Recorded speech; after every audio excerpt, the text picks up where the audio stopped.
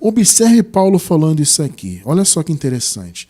Primeira carta de Paulo a Timóteo, capítulo 2, versos 3 até o 7. Isso é bom e agradável perante Deus. No caso, Paulo está se referindo aqui às orações. Aqui no contexto, Paulo fala que eles deveriam orar por todos os homens, inclusive pelos homens que estavam em eminência, né? Ou seja, as autoridades. Então, Paulo fala, isso é bom e agradável perante Deus, nosso Salvador, que deseja que todos os homens sejam salvos.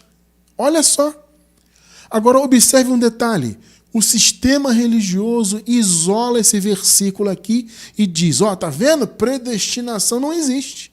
Eleição é uma heresia, porque Deus quer que todos os homens sejam salvos. Aí eles incluem um raciocínio de quê?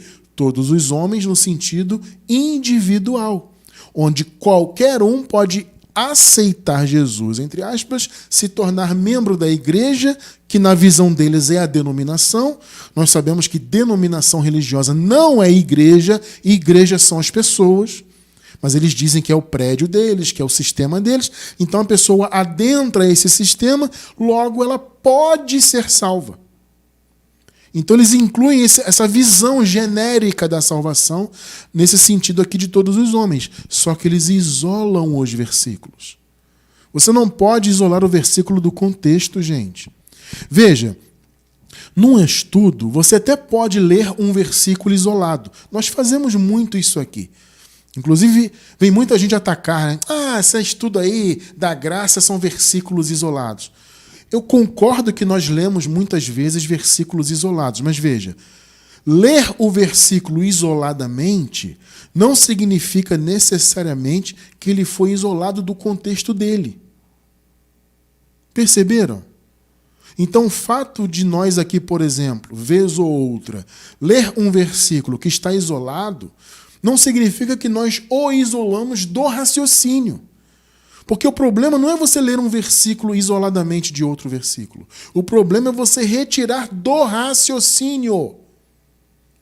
E isso nós não fazemos aqui, gente.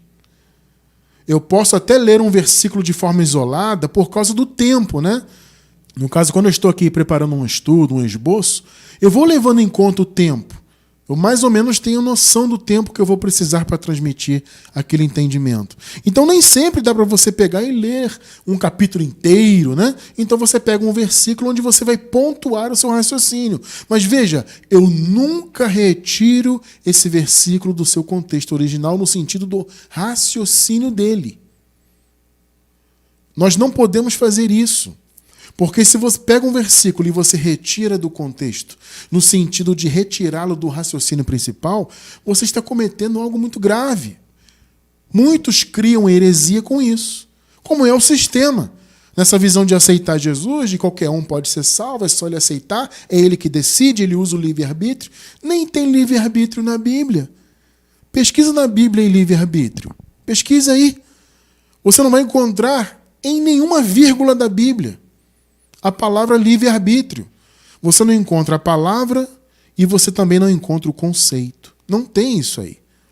Então, todos os homens aqui, olha só, é um sentido muito específico.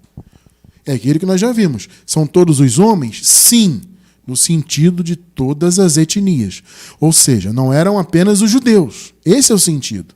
Quando você vê todos os homens, está dizendo o seguinte, não é ou não são apenas os judeus. Acho que está muito claro, né? Isso é bom e agradável perante Deus, ou seja, que a igreja orasse, né, pelas autoridades, etc., que deseja que todos os homens sejam salvos e cheguem ao conhecimento da verdade. 5. Pois há um só Deus e um só mediador entre Deus e os homens, o homem Cristo Jesus. 6. O qual se entregou a si mesmo como resgate por todos. Irmão cristiano, quem são esses todos?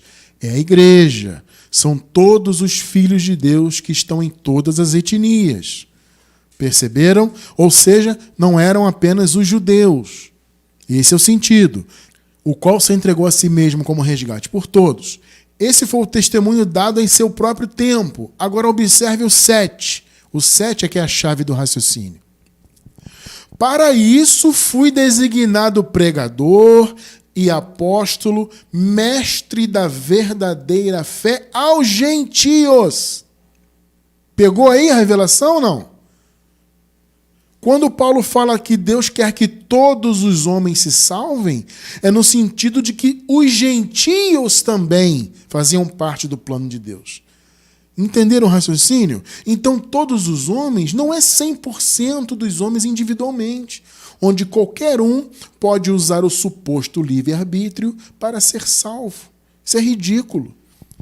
O Paulo fala, gente, o Senhor quer que todos sejam salvos, todos os homens. Mas qual é o sentido disso?